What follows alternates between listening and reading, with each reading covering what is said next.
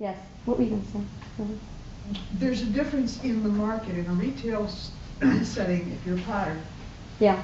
somebody's going to buy a casserole, they may check out all the casseroles and buy one. Mm-hmm. But in a wholesale show, the buyer is looking for everything that will fit in their store. It's not an either or, it's both. Yeah, And if yeah. it doesn't fit, If they find one brown casserole, they're going to buy, and they find another brown casserole, they're going to buy both because of one thing. They're going to find out, if they're equal brown casseroles, they're going to find out which artist services them better. Which one packs better and which one invoices better. Which one ships quicker. Maybe equally and both equally sell well, in which case they'll carry both artists. Yeah. It's a whole different issue. So the competition is not the same kind of thing. No. No. Yeah, what were you going to ask? On your introductory package, does it have anything to do with the terms of, selling your merchandise? Yes. What I want to know is, do you ever have any bad reports where people take orders and let's just say $2,000? Yes, here's another part that will get edited out of the tape. $3,000 here, and all of a sudden their clients are in San Francisco and one on the other side of the states, and they go belly up and go bankrupt. Right. What we do, normally at the beginning of every show, some new exhibitor, premier designer comes in and says, "What do I do to check out credit?" And or I have a bad account and I need to tell everybody that John Smith Gallery isn't paying. And I say to them, and everybody in our staff knows the same line, "Are you saying to us that you'd like a large piece of poster board, a magic marker, and some tape?" And they look at you like this. "What are you talking about?" And usually someone within the first day of the show takes the responsibility of creating what is known as the rat list. And all we do is say, we have nothing to do with it, and please put it in an area where it's discreet. Don't put it out on the main aisle. And normally it's by Bill Frazier's desk, where everybody goes to get their freight and their decorating needs taken care of. And people check out the rat list. There's another thing, and that is that at our exhibitor meeting, at every show, the last morning is reserved for the exhibitor meeting. And exhibitors will stand up and say, "I hear so-and-so is ready to go bankrupt," or "I have a problem with such and such gallery." And at that time, publicly, other people will stand up and say, "I've had the same problem," or "Are you sure you don't have a personality problem there, or there's another issue involved, or the invoice was right, or some other problem, because they've always paid me on time." There's a fine line at what you can do legally and what you can't do, isn't that correct? Now, you could not make a list and publish it of all the I could, but I put reports. myself at risk of being sued. Right, that's what I thought. I was going to put up a notice in the artist restroom in Timonium Yeah. and say, "Do not take orders from this person who showed up at the show and paid, Who is it? Do I have to guess? Harney? Oh no, I was thinking somebody else. Why don't, Bob Harney? I was thinking of Billy Greenstein. Never mind. No, it was an obvious scam. Write that name down.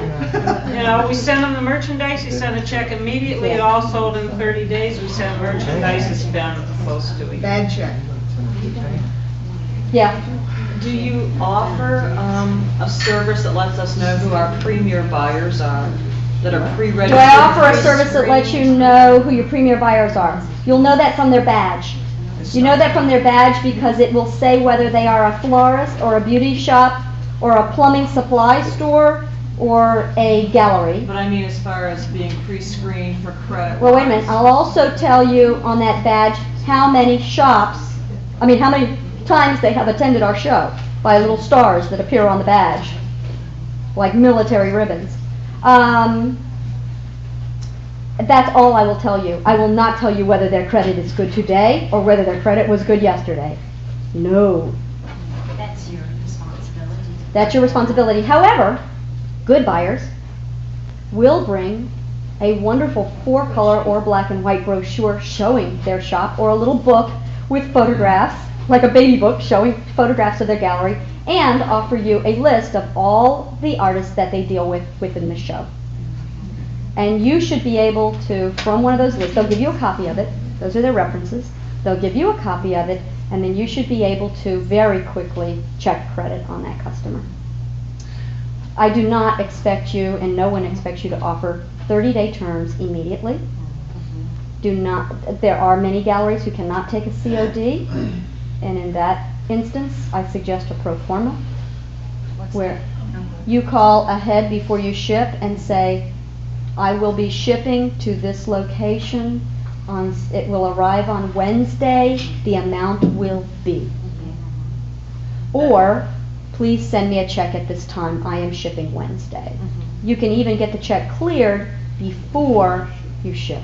These are some of the questions that when I have talked to other artists about, are you doing wholesale, and if you aren't, why? Like I said, it's been a long time since I have, and these were some of the horror stories that I ran into 10 years ago with whether or not to ship COD, or a net 10, or a net 20, or a net 30, and if it was net 30, they drug it to net 90, and all of a sudden your bills aren't getting paid. I'm hearing more and more art studios that are screaming because gift buyers aren't paying their bills, and it has to do with the economy. And so our biggest concern is, how do we get those people that aren't paying to come to the surface, so we know before we start. What you do is you send the proper credit and collections, and there's some credit and collection information there. You call them on a regular basis and you say to them, not I need your money. Will I have a check for the full amount today? Will you mail me a check for the full amount today? I want everyone to say this one sentence. Will you mail me a check for the full amount today? Will you mail me a check for the full amount today? That's all you have to ask.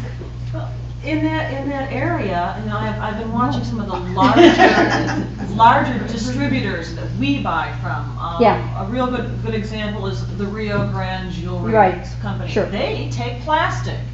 Do you find more and more buyers requesting the opportunity or the option of using their plastic to buy with? Oh no, I mean they don't have their banks anymore, but I can't imagine them doing anything in plastic, and I wouldn't want to do business with people who use plastic for cash flow. That's kind of dangerous thing, especially at 18% or whatever some people are paying. I wouldn't be concerned about that. Do you think that is like a last ditch way to get money out of somebody that's not going to pay their bill? Yeah, it's certainly effective at the last moment. The last thing you pull is this. If you do not send me for a check in the full amount today, on Wednesday I will notify the Rosen agency that you are delinquent. Okay? This is after 90 days. This is after they have decided that they're not sending you that check, when they promised that check. Then my staff, you must first send it to me in writing. I must have it in writing. So-and-so agreed to pay me in April, he agreed to pay me in May, he agreed to pay me in June, he agreed to pay me in July. It is now September, and I'm not paid. He bounced a check twice, da-da-da-da-da. My staff will write him a nice letter saying, Jill Jones has written us the attached letter. Will you please respond to us?